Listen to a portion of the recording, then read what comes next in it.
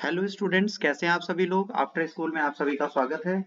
आज हमारा पहला लेक्चर है, ये हिस्ट्री से रिलेटेड है। देखिए, हिस्ट्री एक बहुत इंपॉर्टेंट सेगमेंट है यूपीएससी प्रिपरेशन के लिए। अगर आप हिस्ट्री पढ़ना चाहते हैं तो हिस्ट्री का बेसिक कॉन्सेप्ट आपको पता होना चाहिए कि यूपीएससी क्या पूछती है और कैसे पूछती है। जनरली जिस चीज की हम बात करें उसको हम टारगेट जब करेंगे तो हम प्री कम्स मेंस के ओरिएंटेशन के साथ चलेंगे बच्चों। हम एक पर्टिकुलर सेगमेंट लेके चल रहे हैं जिसमें हर एक चीज आपको पढ़ाई जाएगी और समझाई जाएगी। तो इसमें आज जो हमारा पहला चलेगा ये चलेगा कि हिस्ट्री को कैसे समझा जाए और कैसे जाना जाए। कई बार क्या होता है, जिस हिस्ट्री की हम बात करते हैं उसको हम समझते और जानते नहीं है ठीक से, और उसके बाद भी हम उसे पढ़ने बैठ जाते हैं। तो हमारे भारत का इतिहास जो लिखा गया वो भी बच्चों एक तरीके से नहीं लिखा गया कि एक ही सीक्वेंस फॉलो किया गया, एक ही पैटर्न फॉलो किया गया हो। अगर आप अपने इतिहास की जानकारी लेंगे तो आपको बहुत अचंभित फील होगा, या बहुत ज्यादा आप एकदम अम्यूज करोगे कि ये कैसे होता था, ये क्यों लिखा गया, इसको कैसे ढूंढा गया। देखिए, जब भी हम हिस्ट्री की बात करते हैं तो हमें ये पता होना चाहिए कि हिस्ट्री को लिखने के हमारे पास सोर्सेस कहाँ कहाँ से थे। तो एंशिएंट हिस्ट्री की अगर हम बात करेंगे तो उसे बेटा हमने तीन पार्ट में बांटा है।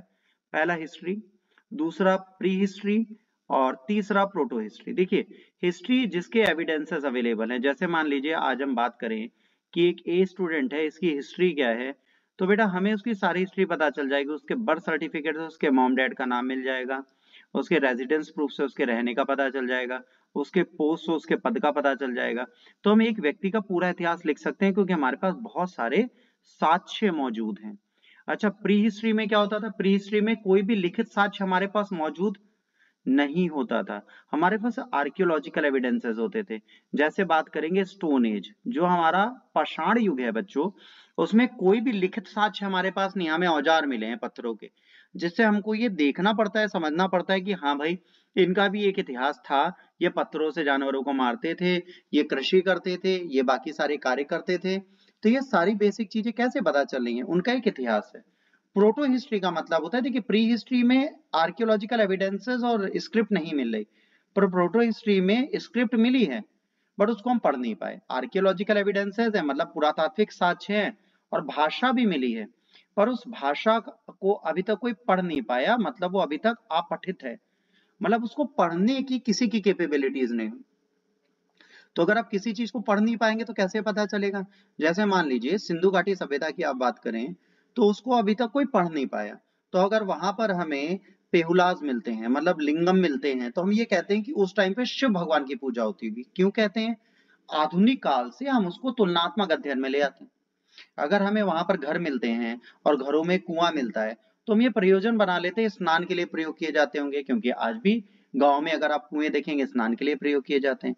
पर उनकी भाषा अभी तक हम नहीं पढ़ पाए। तो बिना भाषा के जितनी भी चीजें हमने किससे निकाली हैं, आर्कियोलॉजिकल एविडेंसेस जो हमारे पास बच्चों अवेलेबल हैं, उसी से हमने इनकी पूरी हिस्ट्री बना दी है।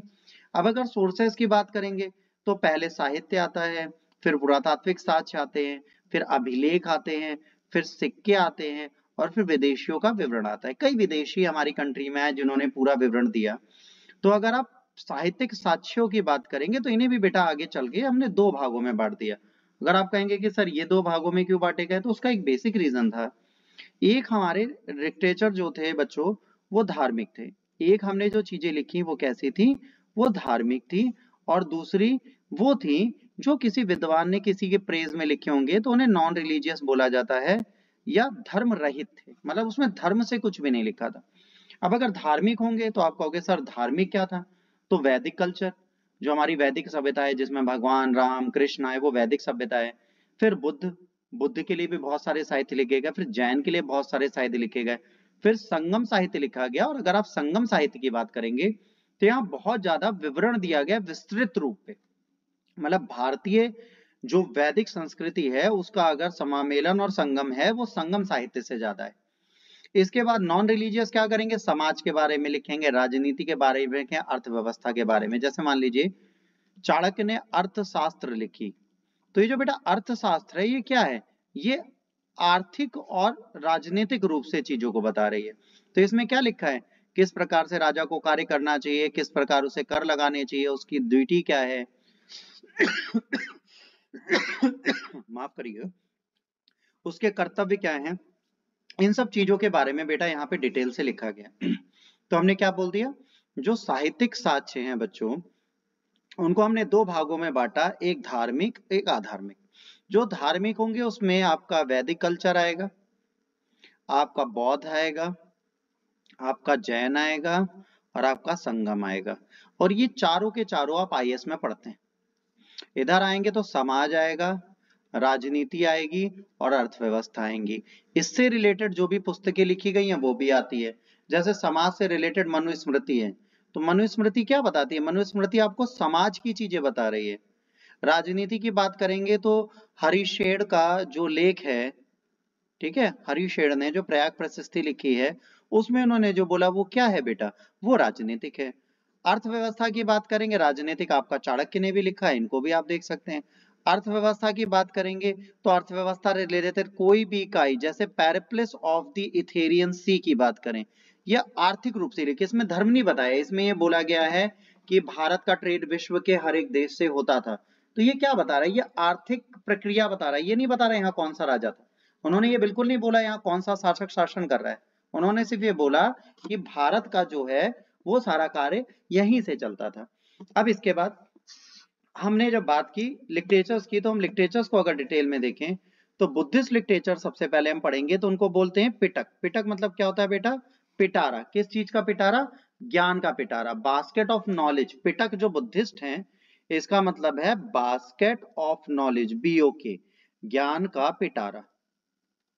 अब आपको एक कहानी बताऊं कि जब गौतम बुद्ध जीवित थे तब तक उनके बारे में किसी ने कुछ नहीं लिखा। जैसे उनकी मृत्यु हुई उनके सारे शिष्यों को ये लगा कि अब हमें कुछ ना कुछ लिख देना चाहिए, तो हमने तत्काल प्रभाव से सुत्त पिटक और विनय पिटक तो लिख दिया, जिसमें इनकी सारी विचारधाराएं, इनके दर्शन, इन सब चीजों को हमने डाल दिया।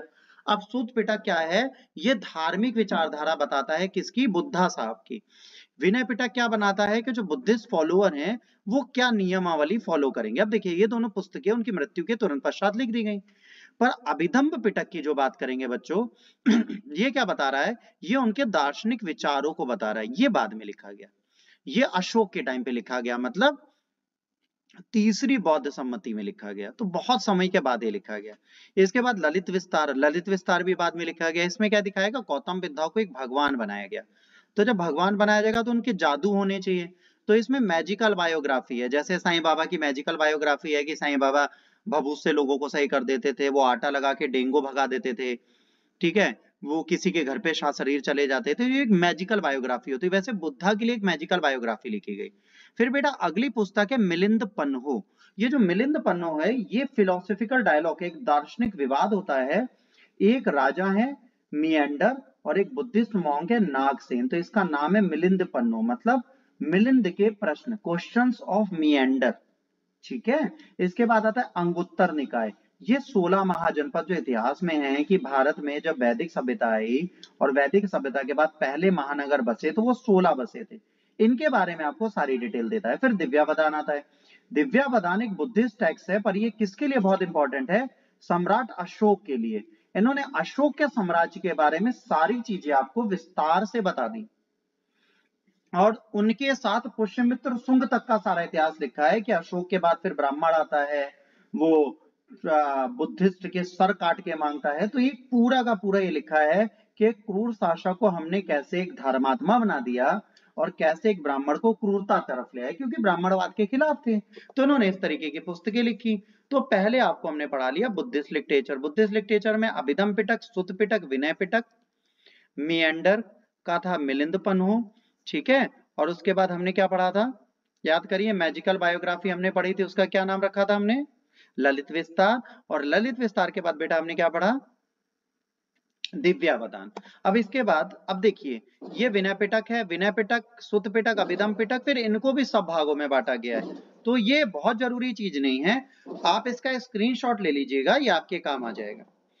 अब देखिए जैन बौद्ध धर्म की इमेजेस हैं, ये कलाएं हैं। ये जब हम इतिहास पढ़ेंगे बाद में, ये विदेशी जो आए उनका विवरण यहाँ दिया जा रहा है, ये सिक्कों का विवरण दिया जा रहा है।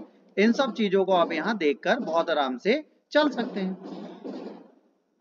क्षमा करिएगा, कहीं शादियां चल रही हैं शायद आसपास, तो पटाखे फूट रहे हैं, आप उस पर ध्यान ना दें। अब आता है जैन साहित्य। जैन साहित्य की बात करेंगे तो सबसे पहले आता है कल्पसूत्र, ठीक है। इसके बाद आता है भगवती सूत्र, फिर आता है न्याय धर्म कथा, फिर अचरंगा सूत्र। भगवती सूत्र की बात करेंगे तो महावीर के जीवन से रिलेटेड है, इससे आपसे प्रश्न पूछे जाएंगे। न्याय धर्म कथा महावीर की टीचिंग बता रही है पूरी। अचरंगा सूत्र इनके भी कोड ऑफ कंडक्ट दे रही है। अब जब आप एग्जाम के लिए पढ़िएगा तो विनय पिटक, सुत पिटक, अभिधम पिटक एक तरफ लिखिएगा, भगवती, न्याय धर्म कथा और अचरंगा सूत्र एक तरफ, और देखिएगा इन दोनों में से कहाँ कोड ऑफ कंडक्ट है, कहाँ फिलोसॉफिकल आइडियोलॉजीज हैं, तो आपको चीजें याद हो जाएंगी। अब आते हैं पुरातात्विक साक्ष्यों की तरफ बच्चों। पुरातात्विक साक्ष्यों में सबसे पहले आता है आर्कियोलॉजिकल सोर्सेज, जिसमें आते हैं अभिलेख, इंस्क्रिप्शंस। जिन इंस्क्रिप्शंस की हम बेटा बात कर रहे हैं उनको हम एपिग्राफी बोलते हैं। अभिलेखों का अध्ययन एपिग्राफी कहलाता है, अभिलेखा शास्त्र।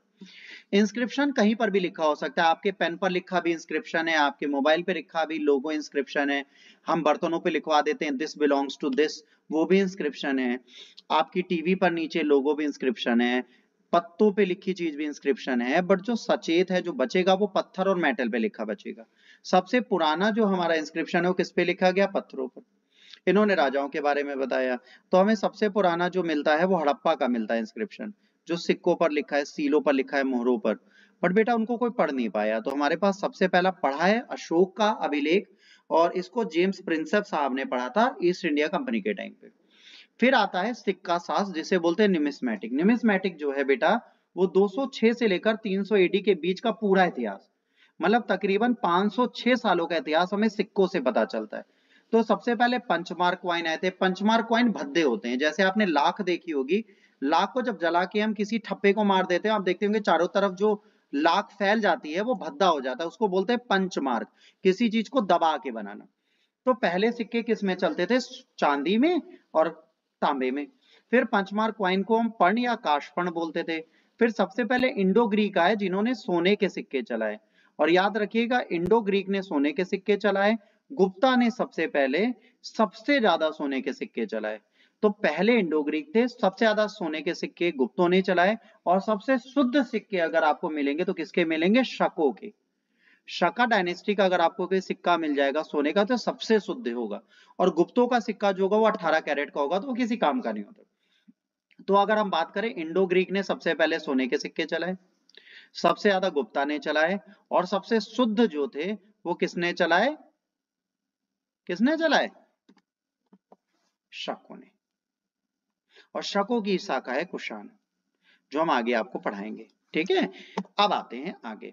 अब न्यूमिस्मेटिक हमारा हो गया। इसके बाद आप देखेंगे, अगर कभी ध्यान देंगे तो बहुत सारे प्राचीन भवन अवशेष हमें मिलते हैं, जो भारत में भी हैं, भारत के बाहर भी हैं। अभी हम देखते हैं भारत के बाहर, जैसे अंगोवर्त मंदिर है कंबोडिया में, ये भगवान विष्णु का। ये क्या दिखाता है? कि हिंदू प्रथा सिर्फ भारत में नहीं, विश्व में भी व्याप्त थी। फिर बुरुबुदुर टेम्पल जावा में है, या महायान बुद्धिज्म का, ये दिखाता है बौद्ध धर्म कहाँ कहाँ फैला। अब भाई इसके बाद सबसे इंपॉर्टेंट चीज आती है विदेशी विवरण। जो विदेशी आए उन्होंने क्या लिखा? तो अलेक्जेंडर के पहले जो आए थे उसमें सबसे पहले थे हेरोडोटस। हेरोडोटस को इतिहास का पिता भी बोला जाता है। इनकी पुस्तक का नाम था हिस्टोरिका, हिस्ट्रीज। इन्होंने लिखा था, सोचिए उस टाइम पर अलेक्जेंडर से पहले, मतलब अशोक के आने से पहले लिखा था कि पूरे जितने देश में जानता हूं उसमें एक भारत है, वहां पे सबसे ज्यादा जनसंख्या है। मतलब इस टाइम पे भी भाई साहब भारत की सबसे ज्यादा जनसंख्या रहा करती थी। इसके बाद वॉर ऑफ हिस्ट्री लिखी है एरिस्टोब्यूलस ने। इसके बाद ऑनसिसरिटस थे जिन्होंने अलेक्जेंडर की ऑटोबायोग्राफी लिखी थी। अब ये अलेक्जेंडर से पहले आए। अच्छा, हमने अलेक्जेंडर को क्यों माना? क्योंकि इसके बाद का इतिहास हमको इंस्क्रिप्शन से अशोक के मिल जाता है, तो यहां से हमें इतिहास मिलने लगता है, तो अलेक्जेंडर के बाद इतिहास दिखेगा। अलेक्जेंडर के बाद क्या हुआ? चंद्रगुप्त मौर्य आ गए। चंद्रगुप्त मौर्य ने अपने कोर्ट में सेल्यूकस निकेटर, एक इनका दूत था जो भारत में रह रहा था, इनका कमांडर था जो भारत संभाला था, उससे युद्ध हुआ। उसके बाद इन्होंने मेगास्थनीज को अपने कोर्ट में बुला लिया। अच्छा, मेगास्थनीज को भारत की कोई भाषा नहीं आती थी, तो वो क्या करता था? जो देखता था वो लिख देता था। अब सेल्यूकस निकेटर ने जब चंद्रगुप्त मौर्य के कोर्ट में मेगास्थनीज को भेजा बच्चों, तो इन्होंने एक पुस्तक लिखी जिसका नाम है इंडिका। बट याद रखिएगा इंडिका आज अवेलेबल नहीं है भारत में, इसका कोई प्रतिलिपि, मूल प्रतिलिपि नहीं है, पर इसके डिस्क्रिप्शन मिलते हैं। जैसे कोई पुस्तक लिखे, आप कोई शायरी सुनते हैं तो लिख देते हैं ये शायर का नाम ये था, तो अगर ऐसा 2000 उसकी शायरी मिल जाए तो दोबारा पुस्तक बना सकते हैं। सेम हुआ इनके साथ। इसके बाद डायमेकस आए बिंदुसार के कोर्ट में, ये एक पुस्तक और लिखते हैं, इसका नाम इंडिका है। तो ये इंडिका में मिलती है, पर बिंदुसार के टाइम वाले डायमेकस की, मेगास्थनीज की इंडिका नहीं मिलती। फिर डायोनोसस अशोक के कोर्ट में आए, टॉलमी फिलाडेल्फस ग्रीक के रूलर थे, इन्होंने भेजा। फिर प्लीनी आए, उन्होंने नेचुरल हिस्टोरिका लिखी जिसने रिलेशन इंडिया और रोमन एम्पायर का बताया। फिर टॉलमी आए जिन्होंने ज्योग्राफी लिखी, इन्होंने प्लांट्स मिनरल ट्रीज के बारे में बात की। फिर एक पुस्तक है पेरिप्लस ऑफ द एथेरियन सी, ये 80 से 115 एडी में लिखी गई है। बेटा एडी बीसी का अंतर आपको पता होगा, मैं होप पता है, अगर नहीं पता तो प्लीज देख लीजिए। जैसे मान लीजिए 0 है, 0 को हमने जीसस क्राइस्ट का बर्थ मान लिया, तो जीसस से पहले सब माइनस में जाएगा या आगे जाएगा? तो अगर माइनस में जाएंगे तो आप कैसे जाएंगे बेटा? उल्टा चलेंगे ना, उल्टा चलेंगे ना। जैसे हम 2350 से 1750 लिखते हैं, तो मतलब 99, 98, 97, 96 ऐसे करते हुए 0 पे आएंगे ना, एक के बाद 0 आएगा, फिर एडी 1 2 3 4 करके सीधी चलती है। तो अगर बीसी से एडी की बात होगी तो बीसी उल्टा चलेगा और एडी सीधा चलेगा, ठीक है। अब यहां पर इन्होंने कहा एडी की थी, इनमें पूरा इंडिया का ट्रेड बताया गया अदर कंट्रीज से। फिर फायाना इनकी बुक की थी फूको की, बुद्धिस्ट किंगडम में। फिर ह्वेनसांग इनकी बुक थी सी यू की रिकॉर्ड्स। फिर इनका ह्वेनसांग का रियल नाम था योंग चमोंग, और इनको बोला जाता प्रिंस ऑफ पिलग्रमेज, मतलब तीर्थ के राजकुमार। ये पूरे अपने शासन काल में, जब प्लेन नहीं उड़ते थे, हवाई जहाज नहीं थे भाई साहब, तब 138 कंट्रियां घूम ली, 138 कंट्रीज उन्होंने तब घूम ली थी जब जहाज नहीं होते थे। फिर अरबरूनी आए, इन्होंने लिखी तहकीक उल हिंद या Kitab ul Hind, India and its people. ये कीव से बिलोंग करते थे, स्कॉलर थे मैथ्स के, एस्ट्रोलॉजी के और संस्कृत के। तो याद रखिए जब अल-बरूनी आए उन्होंने भारत की कई पुस्तकों का ट्रांसलेशन किया और गीता से बहुत ज्यादा प्रभावित थे। और ये किसके साथ आए थे? महमूद गजनी के साथ आए थे। तो यहां से आपको इनके इतिहास का पूरा लेखन पता चल जाएगा क्या है। इसके बाद वेदों की बात करें, रिलीजियस टेक्स्ट हैं ऋग्वेद, सामवेद, यजुर्वेद, अथर्ववेद। ये वैदिक एज में हम बहुत अच्छे से पढ़ेंगे, बट ये हिस्टोरिकल नहीं माने जाते क्योंकि इनका कोई भी पुरातात्विक साक्ष्य नहीं मिला हमें। तो ये हमारे धर्म से रिलेटेड तो हैं, पर इनका पुरातात्विक साक्ष्य नहीं है, तो इतिहास के लेखन में हमारे लिए किसी काम के नहीं। Periplus of the Erythraean Sea by unknown author आपको इमेज में दिख रहा होगा, है ना। फोक थीम्स बहुत सारी थी, इनकी इमेजेस से हमें बहुत कुछ पता चल जाता है। तो इतिहास को समझने के लिए आपको यह पता होना चाहिए साहित्य और इतिहास किस तरह लिखा गया। तो आज हमने अपना पहला लेक्चर इतिहास का किया है बच्चों। अगर आपको इसमें कोई डाउट है, कोई भी आपको लगता है और चीजें ऐड होनी चाहिए जो इसमें ऐडेड नहीं है, तो आप बिंदास मुझसे बताइए, आप कमेंट करिए, लाइक शेयर सब्सक्राइब करिए इसको, ताकि लोगों तक पहुंचे। और याद रखिए शिक्षा मुफ्त नहीं है, शिक्षा के लिए मेहनत भी एक परिश्रम होता है, उसका भी एक प्रतिफल मिलता है। तो आप सब मेहनत करते रहें। Take care, God bless you all, bye bye.